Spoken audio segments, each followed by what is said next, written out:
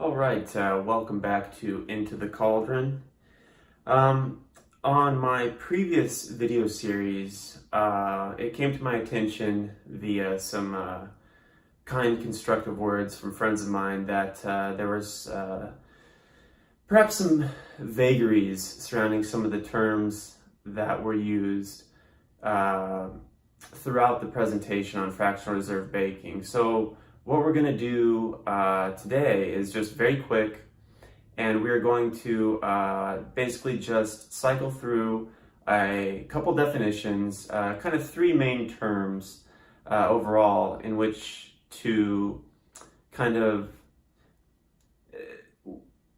this video should kind of serve as a sort of preface or introduction for the three videos I did previously.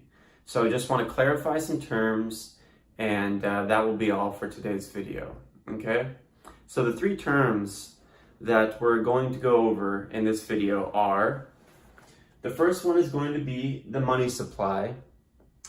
The second one is I'm going to explain what treasury bills are used for. I'm not going to go into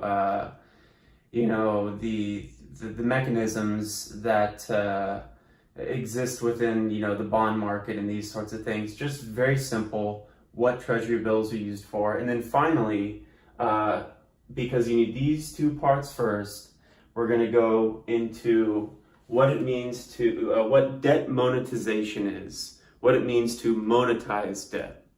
Okay, so first let's talk very quickly about the money supply. What is the money supply?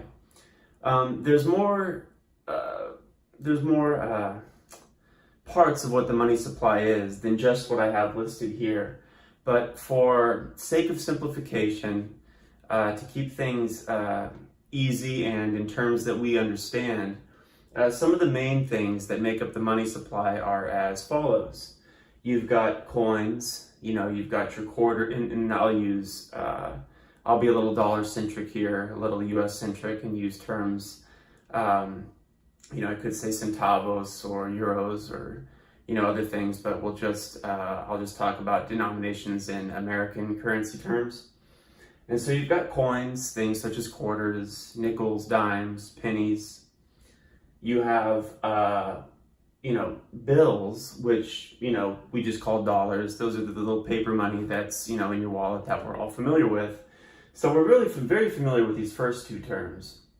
We're actually very familiar with these next two terms as well. You've got kind of your checking accounts, checking deposits, which, are the checking accounts. And so those are, basically digital ledgers. There's not really any physical, there's much, let me put it this way, think of terms that'll make this easy to understand.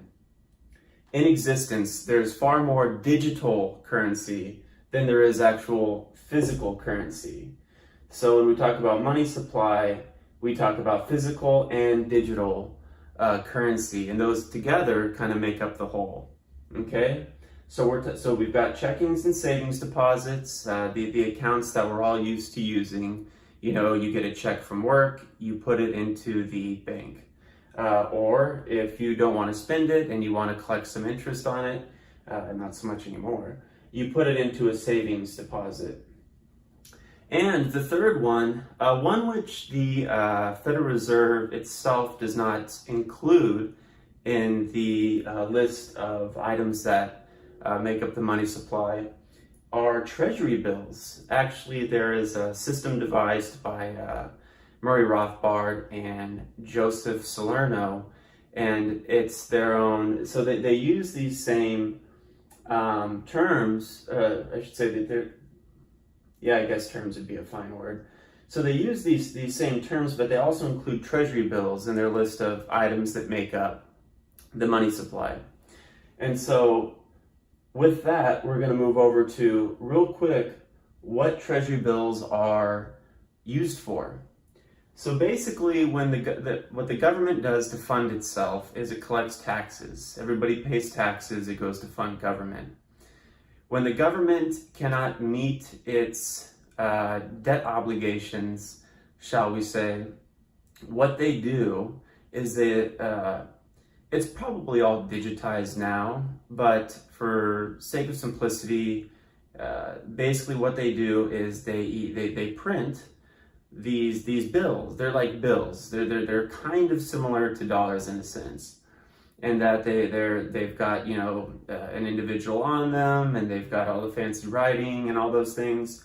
And so basically what they do is they print those, and they basically sell them to buyers who give them money, and they use that money to, you know, pay down the budget shortfall, or they just use the money they get to do the more or less the same thing the taxes do, which is to, you know, fund the government. And so basically with those two things in mind, we're going to basically take the money supply and treasury bills, and we're going to kind of merge them together in order to understand what debt monetization is. So basically what happens is the government does not have enough money, so they issue treasury bills in order to meet the shortfall or their deficit or whatever. So what happens is they print out of thin air the treasury bills. They sell the treasury bills to the Federal Reserve Bank. As you remember in the videos about fractional reserve banking, I believe it was video number 3, was on the Federal Reserve Bank and their ability to kind of create credit from nothing, you know, and increase the money supply. So basically the treasury bills are purchased. So the Treasury prints the treasury bills, they sell them to the Federal Reserve. The Federal Reserve prints money from nothing and basically exchanges that with the government for the treasury bills. So as you see, both entities have just created money, credit out of thin air, and they've just exchanged them. So whenever you hear somebody say, the debt was monetized, that's what they're talking about. That's a central bank somewhere has basically purchased treasury bills or a government debt instrument. It's a government debt instrument. And they have basically printed money and exchanged it with the government. And they being the Fed, they just hold those treasury bills for, they usually intend to hold them for a period of time and eventually sell them. But those kinds of things we're not going to get into right now. Just simple debt monetization is when the Federal Reserve buys the government's debt and gives them money, which they can spend, however they please, basically. And so for this video, those are the 3 terms that we're going to go over. In later videos, we'll go into depth about some of these different terms. And that's all we have for this evening.